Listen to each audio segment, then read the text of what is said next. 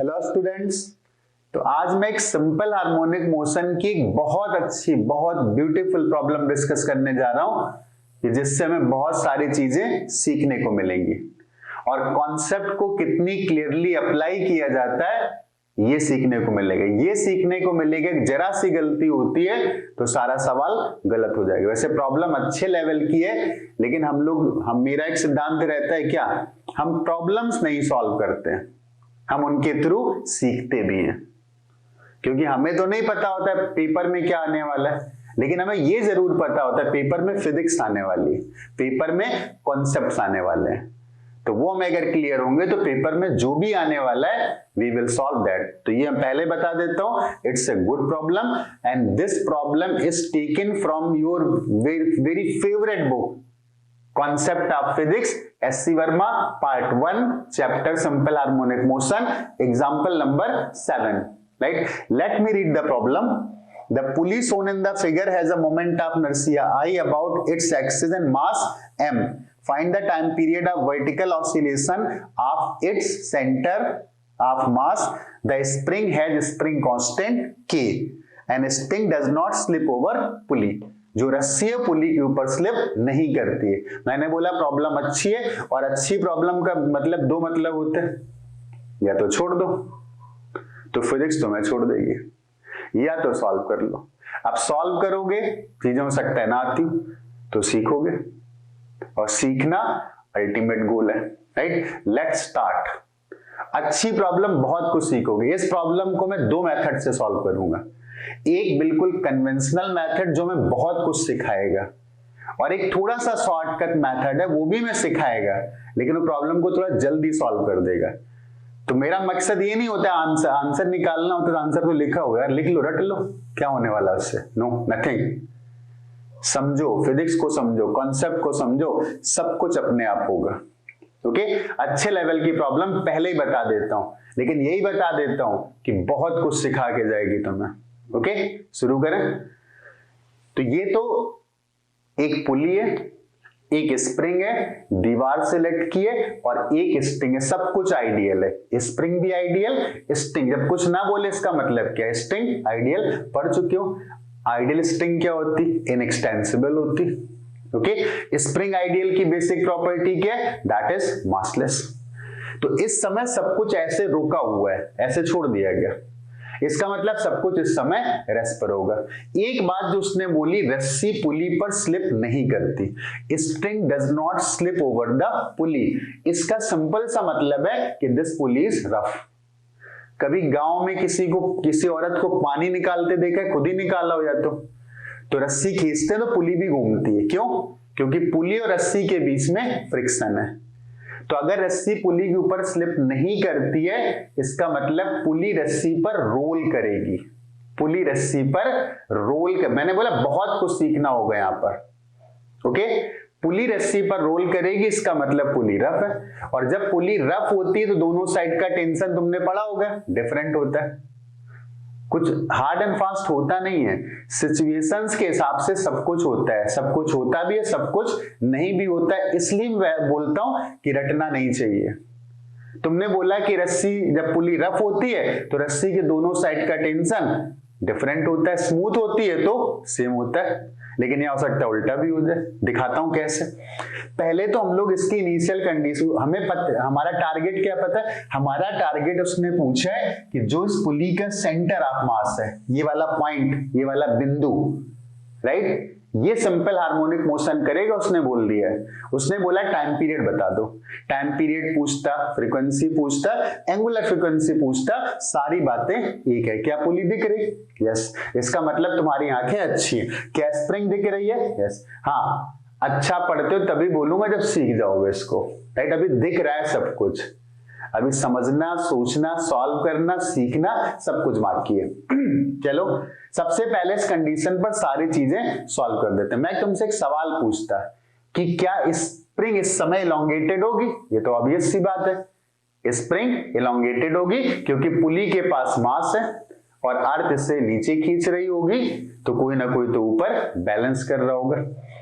अब जैसा कि तुमने बोला पुली रफ है, दोनों साइड का टेंशन डिफरेंट होता है, चलो तुम्हारे कहने पर तुम्हारी बात मान लेता हूं मैं, तो मैंने बोल दिया इस साइड की रस्सी का टेंशन T1 था और इस साइड की रस्सी का टेंशन T2 था। ये बात मैंने सिर्फ तुम्हारे कहने पे लिखी, मैं इससे बिल्कुल भी इत्तेफाक नहीं रखता हूं। तुम रखते होगे और तुम्हारे टीचर रखते होंगे, मैं नहीं रखता हूं। मैं बोलूंगा कि रस्सी के दोनों साइड का टेंशन सेम है और पुली रफ भी। अब तुम पूछोगे क्यों? पूछो बताता हूं। क्योंकि इस समय ये पुली रेस्ट पर है।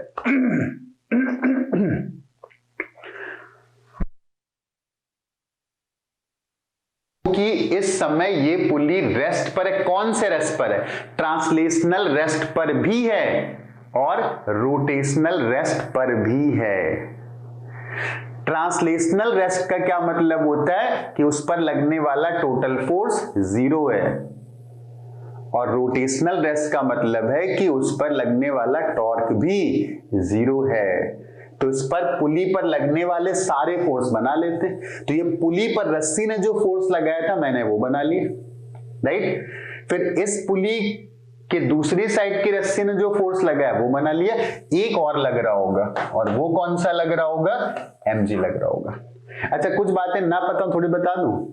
फोर्स कॉन्सेप्ट में हो सकता है अच्छे से ना पढ़ो, तो तुम लोग तो रटना आदत है ना, रटाने वाले रटाते हैं और तुम लोग रटते हो, तो पता नहीं होता हो क्या रहा, बस करना शुरू कर दिया। जब मैं फोर्स बनाता हूं सबसे जरूरी होता है सिस्टम। तो जैसे ऐसे फोर्स, इसका मतलब जानते हो, इसका मतलब ये था, समझ लेना, क्योंकि टीचर बताते नहीं है, बहुत से लोग तो पता ही नहीं होता है। मैंने एक सिस्टम मान लिया, इतना सिस्टम माना है। इस सिस्टम में रस्सी का एक छोटा सा टुकड़ा भी है और पुली भी है। रस्सी के पास टेंशन था, तो इस सिस्टम का एक्सटर्नल कौन हुआ? बाकी की रस्सी एक्सटर्नल होगी, तो उस रस्सी ने इस पर जो फोर्स लगाया वो T1 था और इस पर जो फोर्स लगाया वो T2 था, और अर्थ भी इसके लिए एक्सटर्नल थी तो उसने mg लगाया। मैं सिंपली रस्सी का टेंशन है, मैं एक सिस्टम बोल रहा हूं, इतना सा सिस्टम ले लिया होगा मैंने और उस पर देखा कि कितने एक्सटर्नल फोर्सेज हैं। ऐसे फोर्स लिखते हैं। कभी कभी डाउट होता है रस्सी पुली पर फोर्स कैसे लगा रही होगी। हमने एक सिस्टम लिया है, उसमें रस्सी का भी एक टुकड़ा है, ताकि हम टेंशंस में एक रिलेशन, और ये सिस्टम था रेस्ट पर। ओके, मैंने क्यों बोला कि दोनों टेंशन बराबर होंगे? मैंने इसलिए बोला दोनों टेंशन बराबर होंगे क्योंकि इस पॉइंट के अबाउट ग्रेविटी के फोर्स ने कोई टॉर्क तो दिया नहीं होगा, क्योंकि ग्रेविटी का फोर्स खुद कहां से पास कर रहा है? सेंटर से पास कर रहा है। तो दोनों टॉर्क इन्हीं दोनों ने दिए होंगे, तो ओ पॉइंट के अबाउट इस फोर्स ने दिया होगा ऐसे टॉर्क, और इस वाले फोर्स ने दिया होगा ऐसे टॉर्क। लेकिन रेडियस तो दोनों की बराबर है, torque equal to force into perpendicular distance. इसका मतलब दोनों फोर्सेस को इक्वल होना पड़ेगा। पुली रफ भी थी और दोनों साइड का टेंशन भी डिफरेंट था, इसलिए रटना नहीं चाहिए, इसलिए क्या करना चाहिए? समझना चाहिए। तो मैंने दोनों साइड का टेंशन सेम बना दिया। तो फिर मैं इतना तो लिख सकता हूं कि जो मैंने अभी सिस्टम माना था, उस सिस्टम पर ऊपर की तरफ जो फोर्स लग रहा था वो 2T0 था, ओके, और जो नीचे फोर्स लग रहा था वो कितना था? वो mg था। तो एक रिलेशन हमारे पास ये आ गया। अभी स्प्रिंग पर भी चलना पड़ेगा, तो एक काम करते हैं, स्प्रिंग पर चलते हैं। यह स्प्रिंग को यहां पर बना लेते हैं, देख लेते हैं इनके साथ क्या हो रहा है भाई। इस स्प्रिंग का नीचे वाला हिस्सा रस्सी से जुड़ा था और रस्सी का टेंशन था T0, राइट। तो रस्सी ने इस स्प्रिंग को T0 से नीचे खींचा होगा, लेकिन सब तो मासलेस था। तो अगर सब मासलेस था तो मैं ये भी बोल सकता हूं कि स्प्रिंग ने भी ऊपर लगाया होगा, और स्प्रिंग तभी फोर्स लगा सकती है कब? जब वो इलोंगेटेड हो। तो ये स्प्रिंग, इसका मतलब इलोंगेटेड है और इसकी नेचुरल लेंथ L0 थी, और इलोंगेशन मैंने मान लिया। मैंने बोल दिया प्रॉब्लम बहुत अच्छी है, और हम लोग बहुत हरी में नहीं है कि हम प्रॉब्लम सॉल्व करें, हम बहुत कुछ सीख रहे हैं, राइट। प्रॉब्लम अपने आप एक नहीं 100 प्रॉब्लम इसके अंदर सॉल्व होंगी, ठीक, बहुत सारी प्रॉब्लम, बहुत सारे कॉन्सेप्ट क्लियर होंगे। ओके, तो इसका मतलब स्प्रिंग इलोंगेटेड, और मैंने इलोंगेशन कितना मान लिया, x नॉट मान लिया। तो स्प्रिंग का इलोंगेशन अगर x नॉट मान लिया तो उसने ऊपर एक फोर्स लगा दिया कि x नॉट, और ये तो मासलेस था, तो टोटल फोर्स कितना हो गया, 0। इसका मतलब कि x नॉट की वैल्यू t नॉट के इक्वल है। तो यहां से t नॉट की वैल्यू mg/2 और यहां से t नॉट की वैल्यू kx नॉट, तो kx naught is equal to t naught and t naught equal to mg/2। तो यहां से जो x नॉट की वैल्यू आ गई वो mg/2 की आ गई। याद रखना ये स्प्रिंग का इनिशियल इलोंगेशन है। Got it? ये तो इनिशियल कंडीशंस हम लोगों ने डिफाइन कर ली। अब हमें क्या बताना था, बताना था कि सेंटर क्या ऑसिलेशन करेगा या नहीं करेगा। तो अब क्या करना होगा, वही प्रोसेस, इक्विलिब्रियम पोजीशन फाइंड करो। तो इक्विलिब्रियम पोजीशन तो हमें मिल गई, यही हमारी इक्विलिब्रियम पोजीशन है, क्योंकि जहां पर नेट फोर्स की वैल्यू 0 आ जाए पॉइंट पर, वही इक्विलिब्रियम पोजीशन आ गई। तो ये तो इक्विलिब्रियम पोजीशन फिर क्या था, डिस्प्लेस करके छोड़ दो और इसके बाद ऑब्जर्व करो। तो हम लोग पुली को डिस्प्लेस ऐसे नहीं कर पाएंगे, ऐसे करेंगे तो रस्सी तो स्लिप कर जाएगी। तो स्लिप ना करे इसका मतलब इसको ऐसे करके ऐसे डिस्प्लेस करना है, और फिर हम लोगों ने छोड़ दिया होगा। तो जब हम लोगों ने पुली को डिस्प्लेस करके छोड़ दी, उसी लेवल पर बना रहा हूं क्योंकि वही सारी चीजें सॉल्व करनी है। तो पुली को जब डिस्प्लेस करके छोड़ दिया होगा तो सिचुएशन किसी जनरल मोमेंट पर कुछ ऐसी आ गई होगी, ये पुली होगी और ये स्प्रिंग। जब हमने ऑब्जर्व किया, मैंने बोला था मैं इस प्रॉब्लम को दो तरीके से सॉल्व करूंगा। तो पहले एक जनरल मेथड जैसे सारे सवाल सॉल्व करे थे वैसे कर रहा हूं, और इसके बाद फिर एक और अच्छा मेथड होगा, एनर्जी का पूरा एक्सप्लेन करते हुए सॉल्व करूंगा डिटेल, ताकि समझ में आए। Not only a problem will be cleared but concept will be cleared, and that is much more important than solving a problem, right? तो बेसिक एम्फेसिस होना चाहिए कि हमारे फिजिक्स के कॉन्सेप्ट मजबूत हो जाए। प्रॉब्लम तो जाने कितनी अपने आप ही सॉल्व होंगी।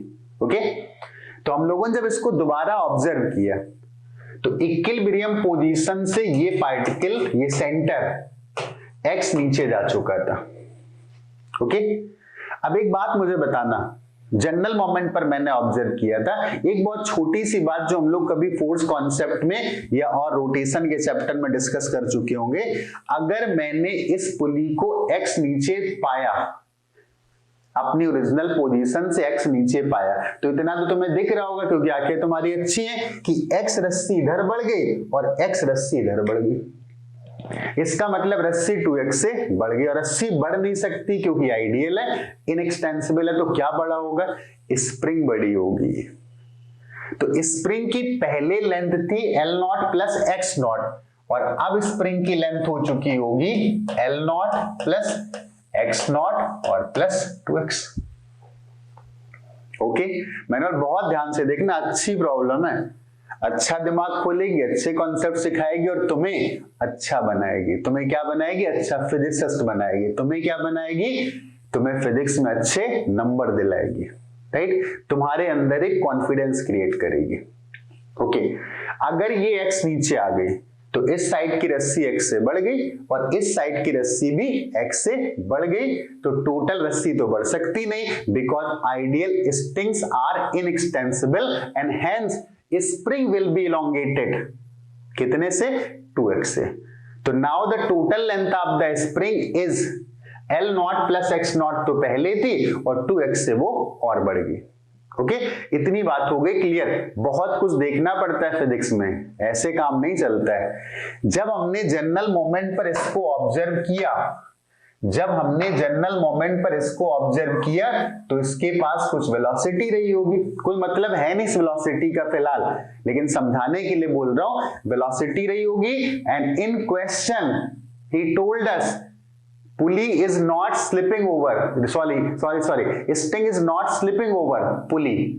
इसका मतलब रस्सी के ऊपर पुली प्योर रोल कर रही होगी।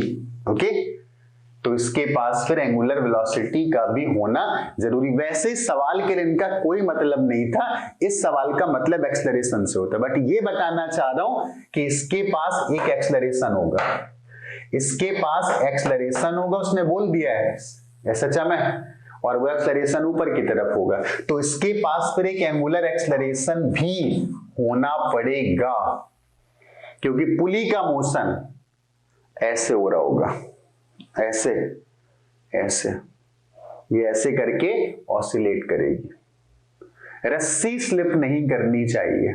ओके, अब अगर ना सीखा और रोटेशन के कॉन्सेप्ट अच्छे, थोड़ी सी एंड और कर, मैंने बोला बहुत कुछ सीखना है तो सिखा रहा हूं बहुत कुछ, क्या दिक्कत है, सीखते रहो। रस्सी तो बढ़ेगी नहीं यार, रस्सी के ऊपर पुली रोल कर रहे, तो इस पॉइंट पर रस्सी तो रेस्ट पर रहेगी, पॉइंट ऑफ कांटेक्ट जो है, तो एक्सेलरेशन ए ट्रांसलेशन वाला ऊपर, और अल्फा की वजह से एक आ जाएगा आर अल्फा नीचे, और पॉइंट ऑफ कांटेक्ट को रेस्ट पर है ना, तो इक्वल टू अल्फा। एक रिलेशन यहां पर बिल्कुल सेट है, क्या, is equal to r alpha, क्योंकि रस्सी पुली पर स्लिप नहीं। मैंने बोला तो प्रॉब्लम अच्छी है भाई, बहुत कुछ है, अब के आंसर निकालना, स्टेप रट लो तो उससे कुछ नहीं होने वाला, समझ लो बहुत कुछ होने वाला है। Okay, equal to r alpha. हम लोग SHM कैसे प्रूव करते थे, हम लोग प्रूव करते थे कि हम लोग एक्सेलरेशन निकालते थे, और वो अगर x के प्रोपोर्शनल अपोजिट आ जाएगा, इसका मतलब वो सिंपल हार्मोनिक मोशन है, और एक्सेलरेशन या फोर्स निकालते थे। अब की बार मैं तुमसे पूछता, ये वाले टेंशन T1 T2 मैंने T0 मान लिए थे, तो T1 T2 में फिर अब मानने वाला हूं, कुछ और ही मान सकता तो कोई फर्क नहीं पड़ता है। अगर मैं बोलता कि इस रस्सी में टेंशन होगा, तो इसको T2 मान लिया और इसको T1, बहुत किचपिच हो रही तो इसको अलग कलर से लिख देते हैं, ये T2 और इस साइड का T1। अब तुम कहोगे अब क्यों अलग अलग मान लिए, अभी तो बड़ा जोश चढ़ा था कि नहीं बराबर होते, मैंने तब भी नहीं बोला था होते तो वहां थे, because at that moment the angular acceleration of the body या व्हील वाज 0, तो टॉर्क भी कितना होगा 0। बट यहां तो एंगुलर एक्सेलरेशन है ना, और यहां अगर एंगुलर एक्सेलरेशन है तो यहां तो फिर दोनों का टेंशन डिफरेंट होना ही पड़ेगा। एक सवाल में तुमसे पूछ लेता, एक सवाल में किससे पूछता, तुमसे पूछ लेता, विच टेंशन इज ग्रेटर, T1 या T2? T2 पक्का बड़ा होगा, क्यों, क्योंकि एंगुलर एक्सेलरेशन ऐसे है, तो T2 बड़ा होगा और T1 छोटा होगा। तो एक बात तो ऑब्वियस सी है ना, क्या, T2 की वैल्यू T1 से बड़ी। ग्रेविटी का फोर्स भी नीचे लग रहा हो, उसे इग्नोर मत करो भाई, वो तो मैं रोज एहसास दिलाता है कि मैं हूं, देखो तुम्हें नीचे खींच रहा हूं, पैर बताते हैं कि हाँ कुछ वजन है, नॉर्मल फोर्स है, लेकिन हम लोग इस पॉइंट के अबाउट चेक कर रहे हैं।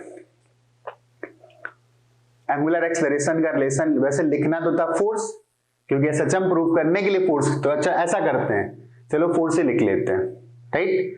तो ऊपर एक T1 लगा, एक T2 लगा, और नीचे क्या लगा, mg लगा। तो अगर मैं सेंटर ऑफ मास के बारे में बात करना चाहता तो मैंने बोला था कि सेंटर ऑफ मास का एक्सेलरेशन बॉडी पर लगने वाले total force upon total mass के इक्वल होता है। तो टोटल बॉडी पर फोर्स कितना लगा, T1 प्लस T2 और माइनस mg, एक T1 लगा, एक T2 लगा, एक mg लगा, तो this is total upward force acting on the body. कौन सी बॉडी, पुली। तो पुली पर टोटल इतना फोर्स ऊपर की तरफ लग रहा है, and total force is equal to mass into क्या, एक्सेलरेशन, किसका, सेंटर ऑफ मास का, मतलब ओ पॉइंट का, तो उसका एक्सेलरेशन इस समय हम लोगों ने मान लिया ए, राइट।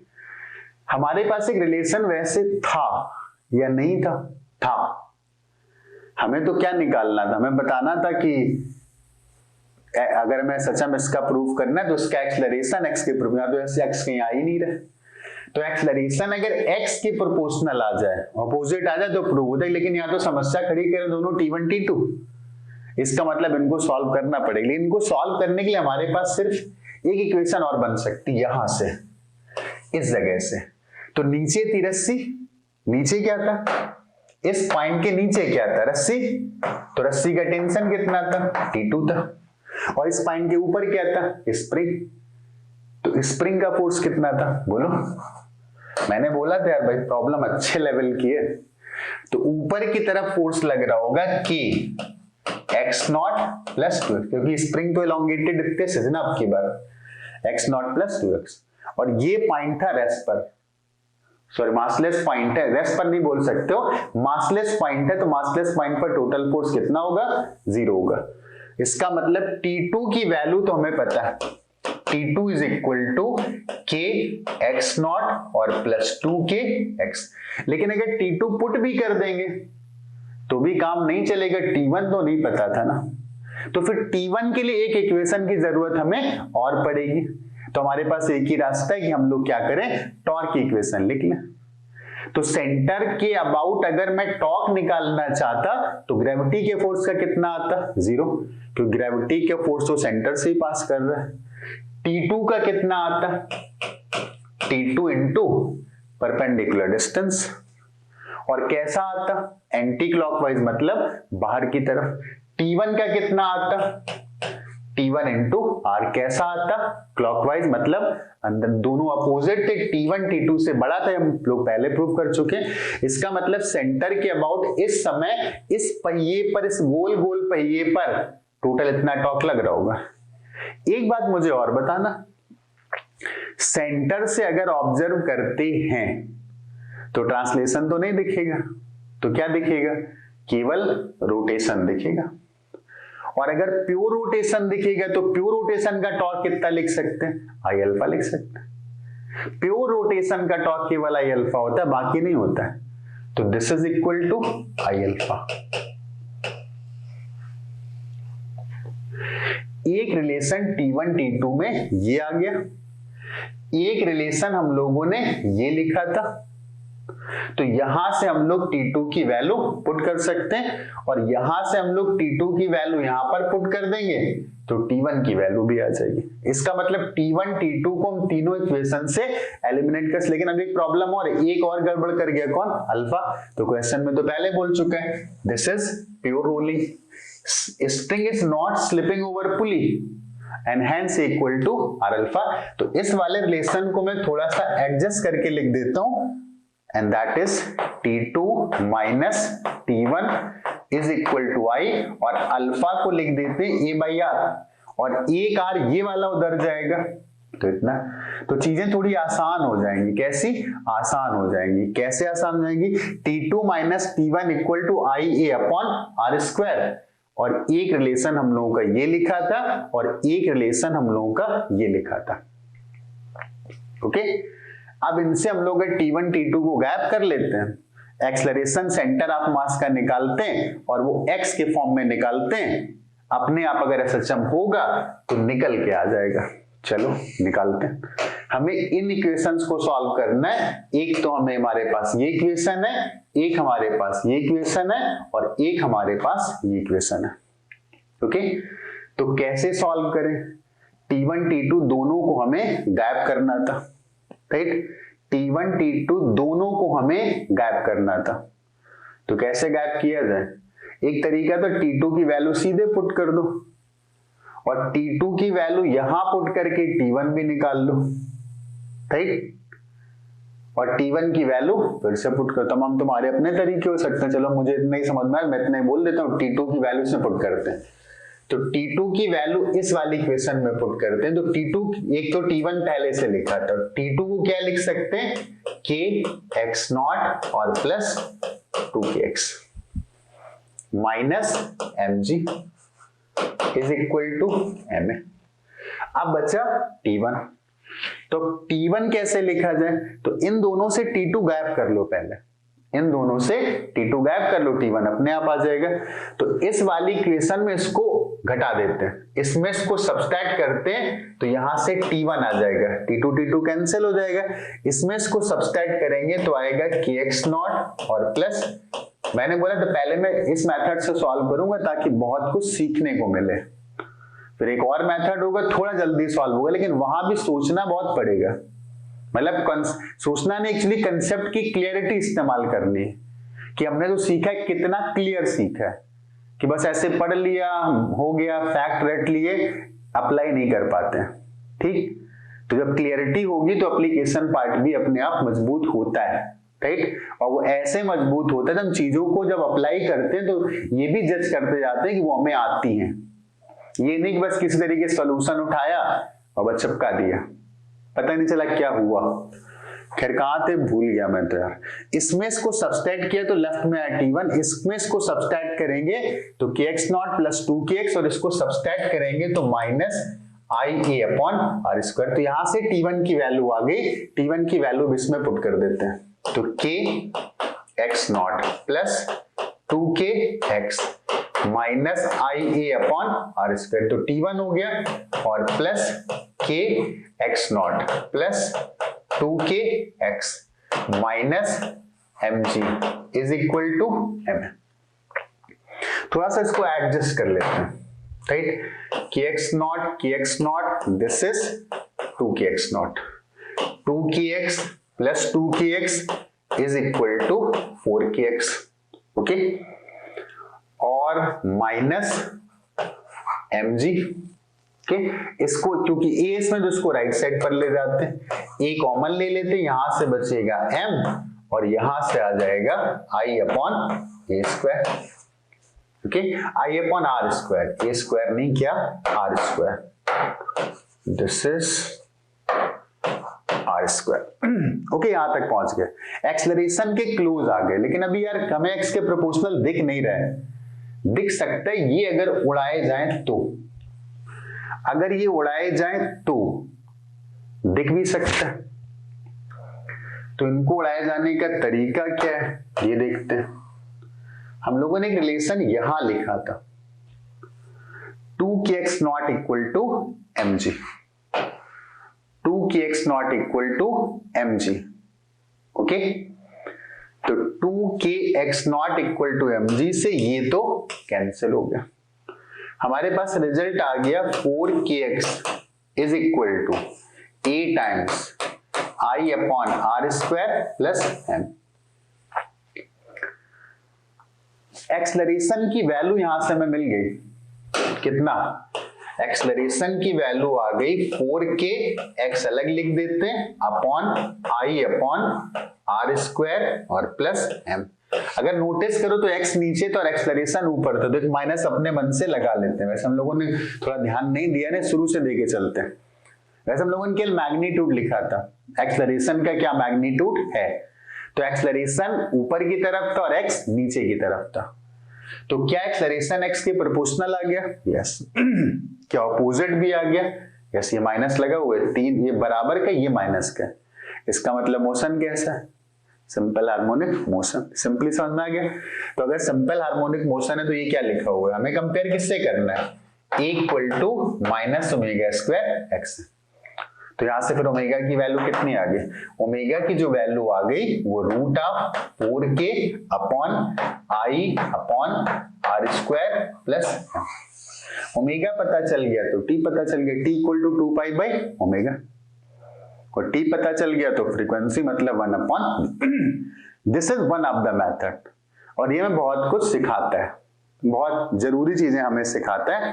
सब बेसिक फंडामेंटल यूज हुए हैं, कहीं मैंने बहुत बड़ा काम नहीं किया, कहीं फोर्स कॉन्सेप्ट का काम कर रहा हूं, कहीं पर टॉर्क वाला काम कर रहा हूं, कहीं रोटेशन का काम कर रहा हूं, कहीं प्योर रोलिंग का काम हो रहा है, कहीं पर स्प्रिंग के फोर्स की बात हो रही। तो कोई भी अच्छा क्वेश्चन बहुत छोटे छोटे छोटे पॉइंट से मिलके बनता है, और हमसे क्या बोला जाता है, बहुत डिफिकल्ट क्वेश्चन। डिफिकल्ट कैसे हो सकता है, छोटे छोटे पॉइंट जो पढ़ते हैं उन्हीं से मिलके बना है सारा। हाँ, उनको असेंबल करना होता है सही तरीके से, सोचना होता है कंसेप्चुअली, ब्लफ में नहीं करना होता है कुछ।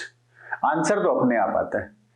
मैंने तो अपनी लाइफ से ऑब्जर्व किया है कि अगर हम सही तरीके से किसी क्वेश्चन को सॉल्व करें तो फिर हमें इस बात से डरना बंद कर देना चाहिए कि आंसर गलत आएगा, वो सही ही आएगा। आंसर तभी गलत आएगा जब बीच का रास्ता गलत होगा। सही रास्ते पे चलते जाएंगे तो क्या वो कहां पहुंचेंगे, सही मंजिल पर पहुंचेंगे। और गलत रास्ता चलेंगे तो गलत मंजिल पर पहुंचेंगे। सही रास्ता क्या होता है? कंसेप्चुअल। चलो, this is one of the वे।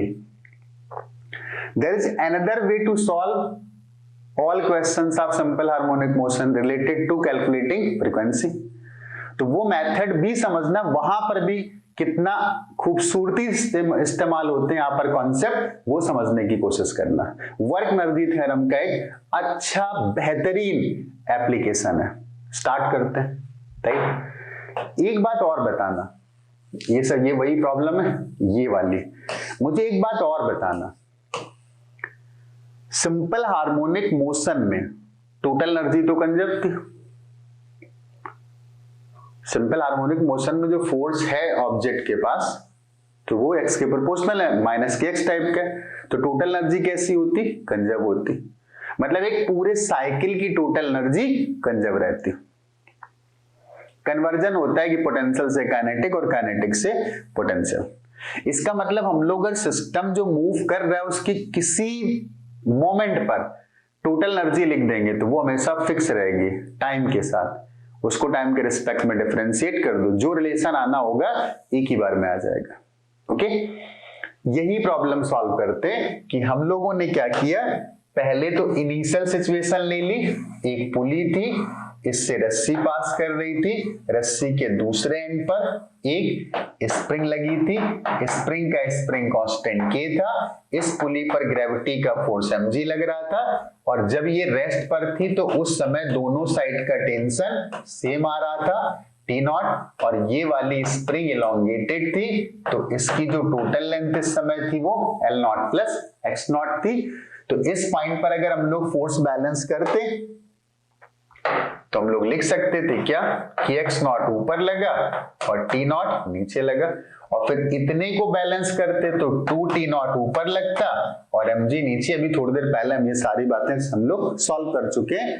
तो यहां से अगर हम लोग T नॉट की वैल्यू की x नॉट पुट कर दें तो यहां से mg की जो वैल्यू आ जाएगी वो 2kx नॉट आ जाएगी। Okay, mg is equal to 2kx naught. ये तो हमारी इक्विलिब्रियम पोजीशन थी। राइट, यहां पर फोर्स 0 था।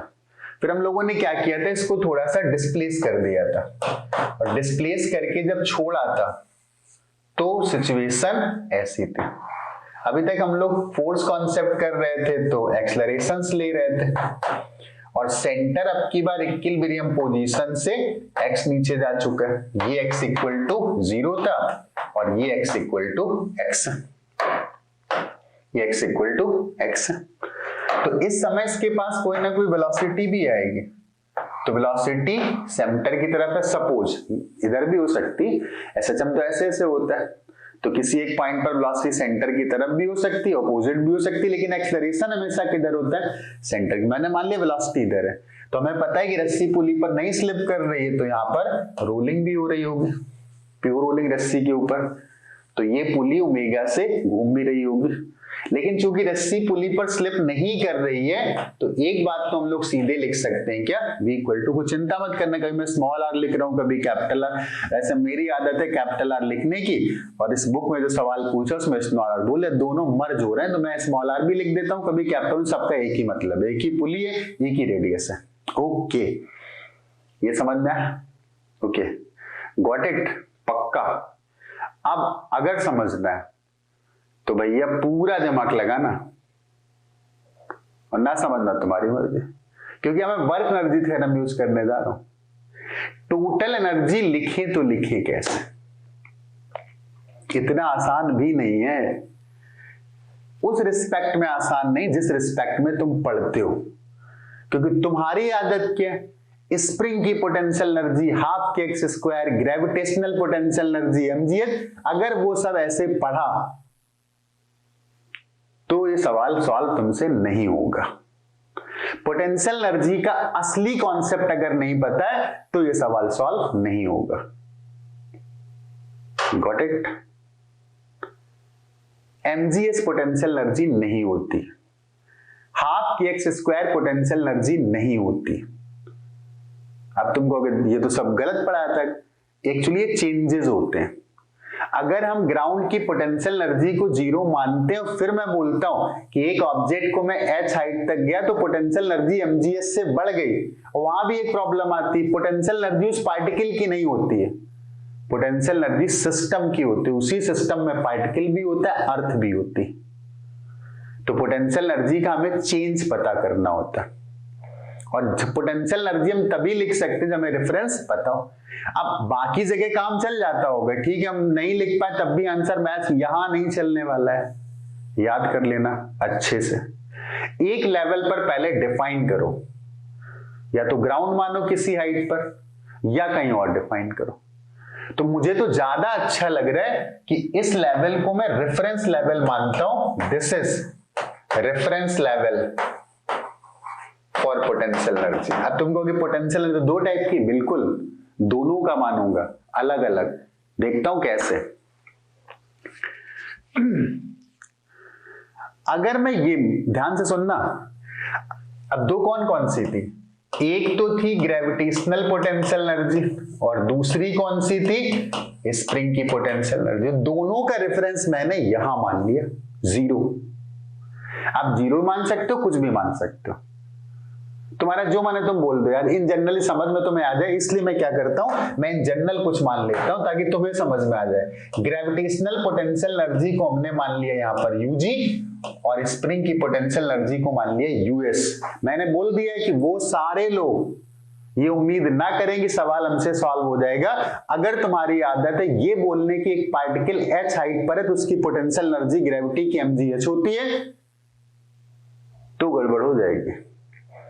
प्रॉपर पता होना चाहिए। It's actually A change when we move a particle upward to a height h, and it's not a potential energy of a single particle, this is the potential, this is the change of potential energy of a system। और system में क्या क्या था, वो particle भी था और इतनी बड़ी तुम्हारी वो धरती है जिस धरती में तुम रहते हो। ओके, तो बहुत प्रॉपर कॉन्सेप्ट्स का पता हो। तो मैंने रेफरेंस जीरो मान सकता था, राइट, मैंने मान लिया ठीक है, इस लेवल पर जब थे मतलब यहां, तो स्प्रिंग की पोटेंशियल एनर्जी थी यूएस और ग्रेविटेशनल थी यूजी। ओके, तो यहां पर हमें टोटल एनर्जी लिखनी है। सिंपल हार्मोनिक मोशन जो हो रहा है इसमें कौन कौन इन्वॉल्व है, कितनी एनर्जीज इन्वॉल्व है, ध्यान से देखना। जब ये पुली ऐसे ऐसे करके चलेगी, ऑसिलेट करेगी, तो ग्रेविटेशनल पोटेंशियल एनर्जी बदलेगी। स्प्रिंग भी खिंचेगी सिकुड़ेगी, खिंचेगी सिकुड़ेगी, उसकी पोटेंशियल एनर्जी भी बदलेगी, मतलब वो भी इन्वॉल्व है। सेंटर इसका स्पीड बदलेगा, मतलब इस पुली के काइनेटिक एनर्जी ट्रांसलेशन वाली भी इन्वॉल्व है। और ये रोटेट भी करेगी तो रोटेशन एनर्जी भी इन्वॉल्व है इस सिंपल हार्मोनिक मोशन में। One spring, second gravitational, third translational and fourth rotational. There are four energies involved in this simple harmonic motion।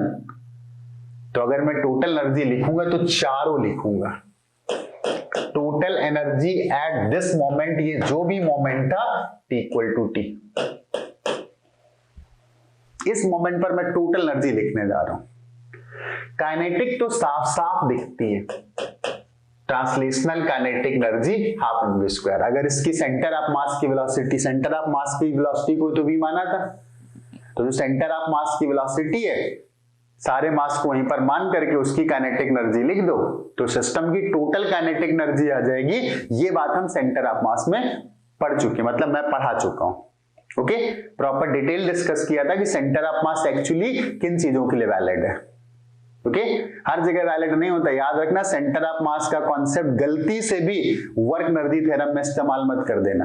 Acceleration निकालना हो कर लो, वेलोसिटी निकालनी कर लो, मोमेंटम निकालना है कर लो, टोटल फोर्स निकालना है कर लो। गलती से वर्क एनर्जी थ्योरम में सेंटर ऑफ मास का इस्तेमाल मत कर देना अगर बॉडी डिफॉर्म हो रही है। ये बात मैं पोटेंशियल एनर्जी वाले पार्ट पर बता चुका हूं। ओके, अब एक तो मैंने लिख दिया, कौन सा, काइनेटिक। एक और लिख लो सिंपल वाली, कौन सी, रोटेशन। तो rotation, pure rotation plus pure translation, तो that is half I omega square. दो तो लिख गए, तीसरी थोड़ा सा होल्ड करके जल्दीबाजी नहीं, होल्ड करके। यार यहां मैंने माना था ग्रेविटेशन, पहले ग्रेविटेशन लिखते हैं, यूजी, फिर ब्लॉक नीचे चला गया, कितना एक्स, कितना गया एक्स गया। अच्छा, तो सिस्टम की पोटेंशियल एनर्जी mgx से घट गई होगी। सिस्टम में क्या कह रखना, सिस्टम में पुली है मेरी, सिस्टम में स्प्रिंग है मेरी, सिस्टम में अर्थ है मेरी प्यारी सी अर्थ, ये सब सिस्टम है।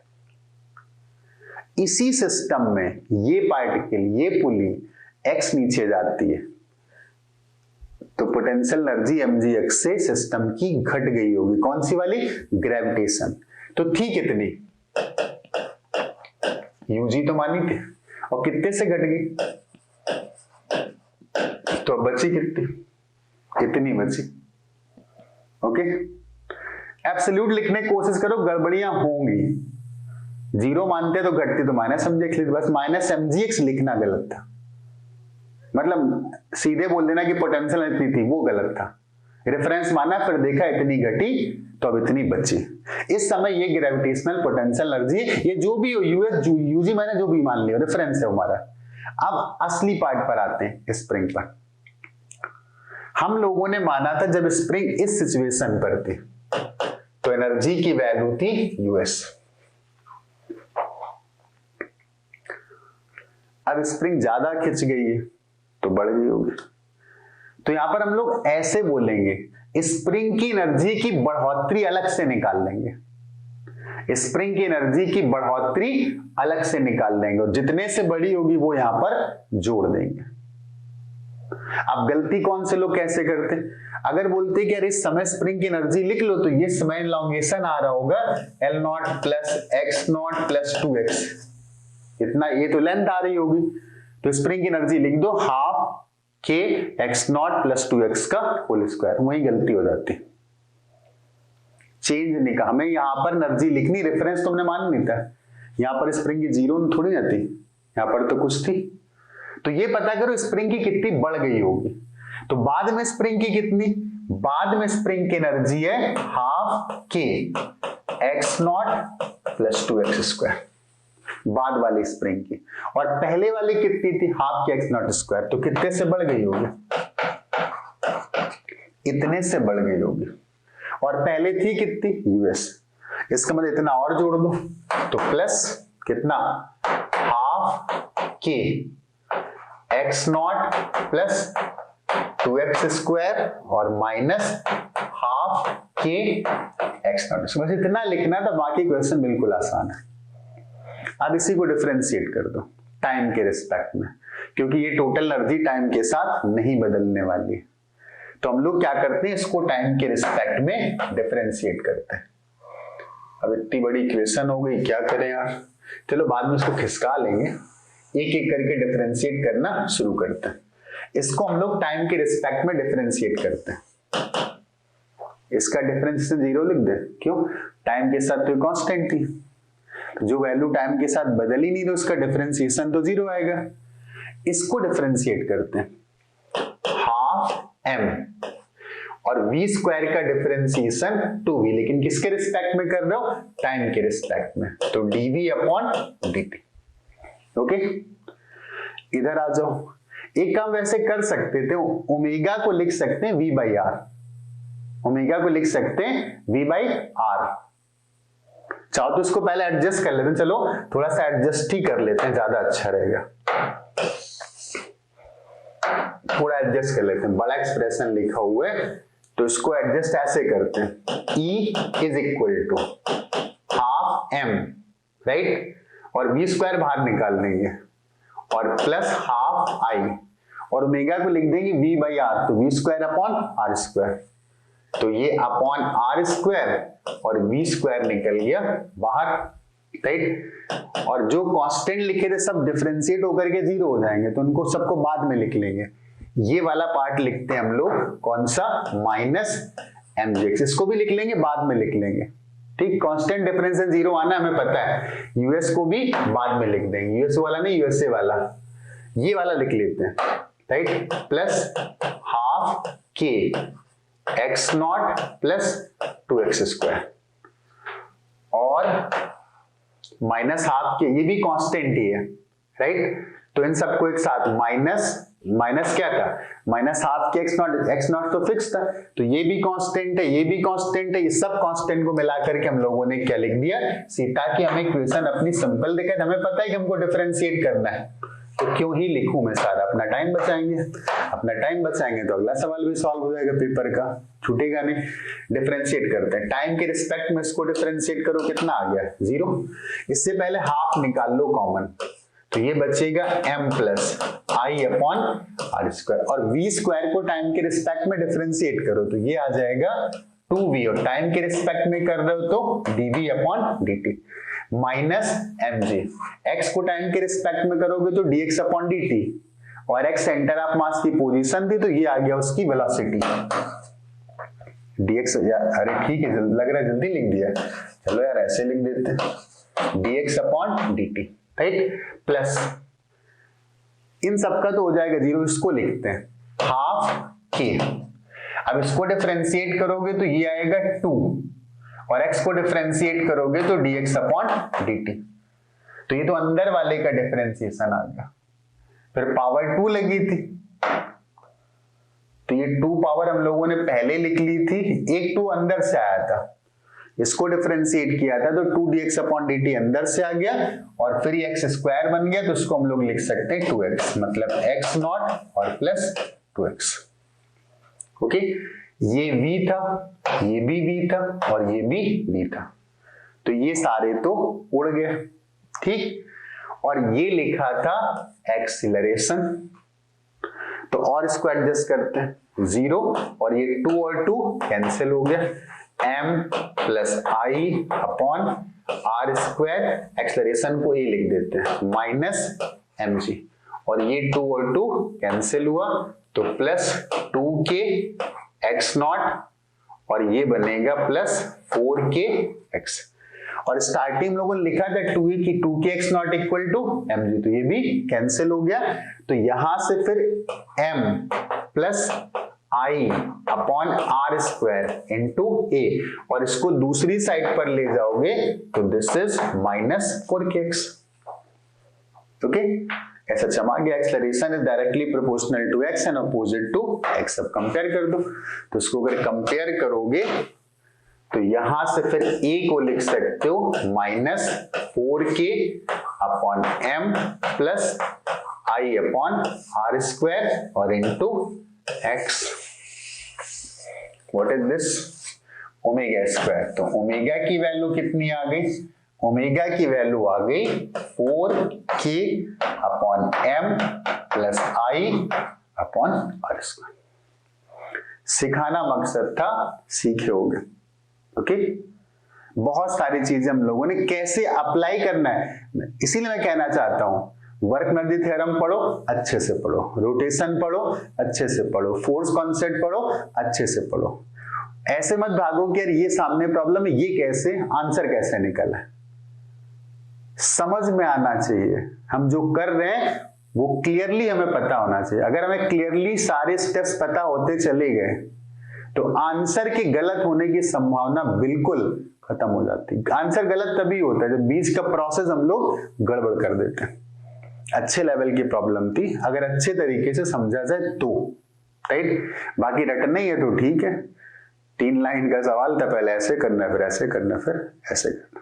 ओके, ऐसे में अच्छे अच्छे क्वेश्चंस डिस्कस। एससीबी एक अच्छी बुक है, ऐसा मैं हमेशा बच्चों को बोलता हूँ, इसे लगाओ। इसको लगा लिया तो फिजिक्स जिंगालाला, इसको लगा डाला तो फिजिक्स जिंगालाला।